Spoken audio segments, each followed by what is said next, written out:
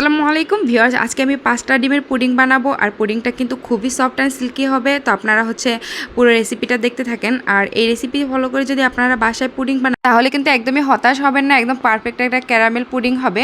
তো যাই হোক, আমি এখানে 5টা ডিমের জন্য এখানে 1 গ্লাস দুধ নিয়ে নিয়েছি। একটা গ্লাসের এখানে 2 কাপ পরিমাণ দুধ হবে।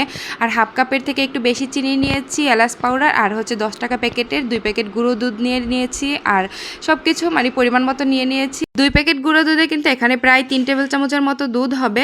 তো যাই হোক, এখন আমি ডিমগুলোকে খুব ভালোভাবে একটা কাঁটা চামচের সাহায্যে ফেটিয়ে নেব। একটু সময় নিয়ে যদি করা হয় তাহলে কিন্তু বেশ ভালো হবে। আমি ক্যারামেলটাকে আগে থেকেই সেট করে নিয়েছি, একটু ভিডিওটা বড় হয়ে যাবে, তো এর জন্য ভাবলাম ক্যারামেলটা তো আমরা সবাই কম বেশি বানাতে পারি। তো যাই হোক, এখন আমি ডিমটাকে খুব ভালোভাবে ফেটিয়ে এর মধ্যে চিনি দিয়ে দিব। চিনিটাকে কিন্তু আমি একবারে দেব না, একটু একটু করে মিশিয়ে নেব।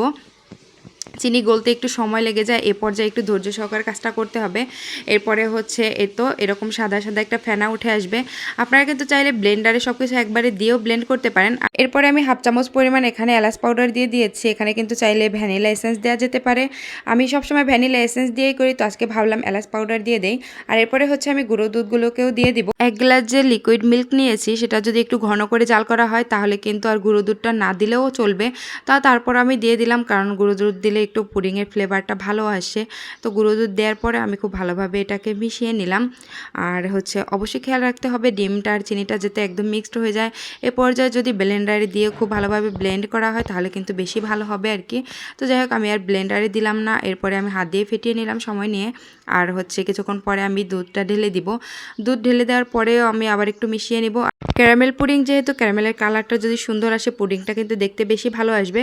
তো যাই হোক, সবগুলো লিকুইড উপকরণ আমি একটা ছাঁকনির সাহায্যে ছেঁকে নেব। অবশ্যই পুডিংয়ের সবগুলো উপকরণ ছাঁকনির সাহায্যে ছেঁকে নিতে হবে, কারণ ভিতরে লামস থাকে আর এগুলোর কারণে কিন্তু দেখা যায় পুডিংটা স্মুথ হয় না, সিল্কি যে একটা ভাব, এটাকে যদি ছাঁকনির সাহায্যে ছেঁকে না নেওয়া হয় তাহলে কিন্তু এই স্মুথ ভাবটা আসবে না।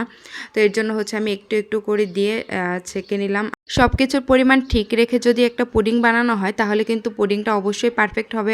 আমরা অনেক সময় পুডিং বানাই, পুডিং পারফেক্ট হয় না, সেক্ষেত্রে দেখা যায় কিন্তু ডিম আর দুধের যে একটা ব্যালেন্স সেটা ঠিক থাকে না, তো এর জন্য কিন্তু পুডিংটা খারাপ হয়ে যায়। তো যাই হোক, এখানে আমি একটা বড় কড়াইতে পানি দিয়ে তারপরে এরকম করে আপনারা দেখতেই পাচ্ছেন পুডিংটাকে প্রায় 40 মিনিটের মতো আমি ভাপে দিয়ে দিয়েছিলাম। সাধারণত 25 থেকে 30 মিনিট জাল করলেই কিন্তু একটা পুডিং হয়ে যায়, তবে আমি একটু বেশি সময় নিয়েই জাল করি। তো যাই হোক, ঠান্ডা করে নিলাম পুডিংটা। অবশ্যই ঠান্ডা অবস্থায় তারপর ঢালতে হবে, গরম অবস্থায় ঢালা যাবে না, ঠান্ডা করে নিতে হবে।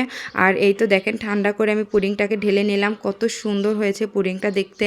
আর এই পুডিংটা কিন্তু এতটা সুন্দর হয়েছে কি বলবো, আপনারা দেখেই হয়তো বা বুঝতে পারতেছেন। আর এটা কিন্তু খেতে বেশ মজা হয়েছিল, খুবই সুন্দর সফট আর সিল্কি হয়েছিল। পুডিং বানালে যদি পুডিংয়ের মধ্যে সিল্কি ভাব না থাকে তাহলে কিন্তু সেই পুডিংটা খেতে অত ভালো লাগে না।